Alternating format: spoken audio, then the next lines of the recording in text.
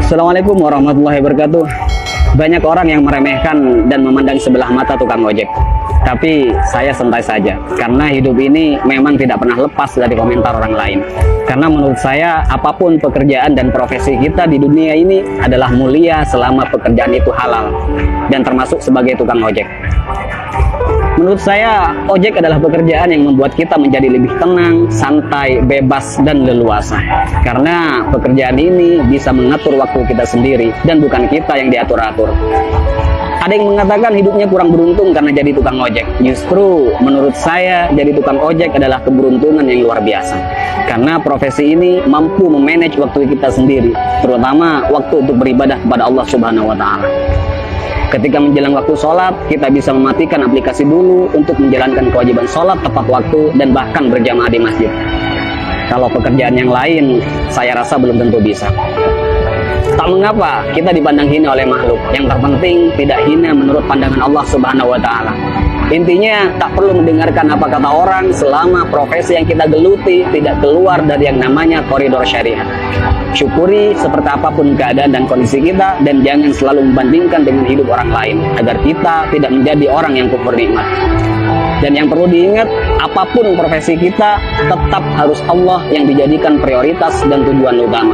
Karena Allah menciptakan kita, wa ma khalaqtul jinna wal insa illa liya'budun. Tidaklah aku menciptakan jin dan manusia semata-mata hanya untuk beribadah kepadaku.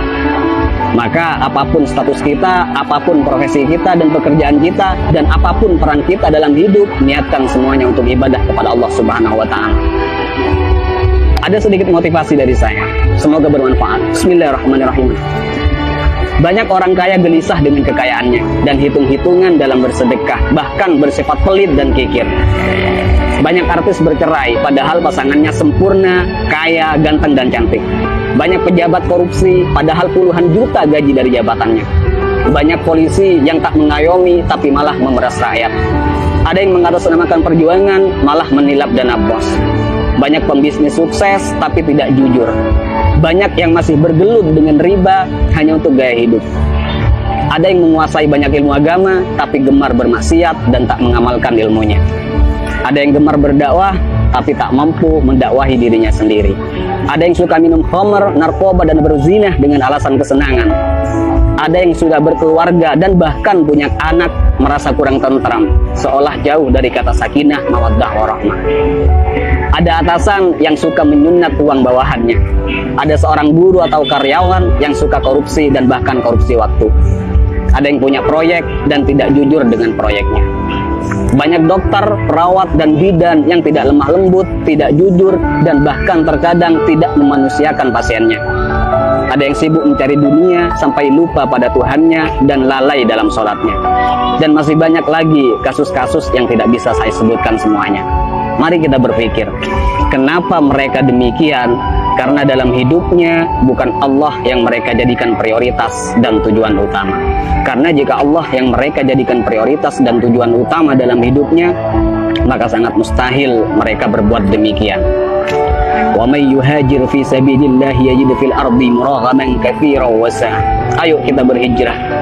Karena ketika kita berhijrah dan lalu Allah kita jadikan prioritas dan tujuan utama dalam hidup, maka Allah akan meluaskan rezeki dan kelapangan hati untuk kita. Dan ketika hati kita sudah lapang dan luas, maka sebanyak apapun persoalan yang kita hadapi dan sebesar apapun masalah yang menimpa kita akan tetap tenang menyikapinya. Karena hati kita lebih lapang dan lebih luas dari masalah yang kita hadapi. Tapi jika dalam hidup bukan Allah yang kita jadikan tujuan utama, maka hati kita akan sempit. Jadi sebanyak apapun harta kita, setinggi apapun pangkat dan popularitas kita, semua malah tak akan henti menggelisahkan dan bahkan membingungkan. Karena hati yang sempit tak akan pernah merasa cukup dan bahkan akan menjadikan kita sebagai budak dunia yang tak akan pernah ada puasnya. Jadi sekali lagi buat teman-teman, tak usah malu apapun profesi dan pekerjaan kita. Selama itu halal, semua adalah pekerjaan yang mulia. Dan yang terpenting, apapun profesi kita, apapun pekerjaan kita, dan apapun peran kita dalam kehidupan, niatkan semuanya untuk ibadah dan jadikan Allah sebagai prioritas dan tujuan utama. Dan jika kita galau, gelisah, sedih, gundah gulana, hati tidak tenang, maka perlu kita cek. Pasti ada kesalahan dan maksiat yang kita lakukan.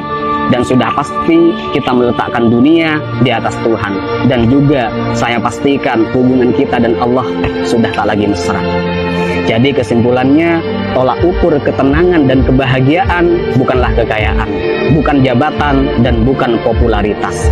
Tapi tolak ukur ketenangan dan kebahagiaan adalah tergantung di mana letak Allah di hati kita. Assalamualaikum warahmatullahi wabarakatuh.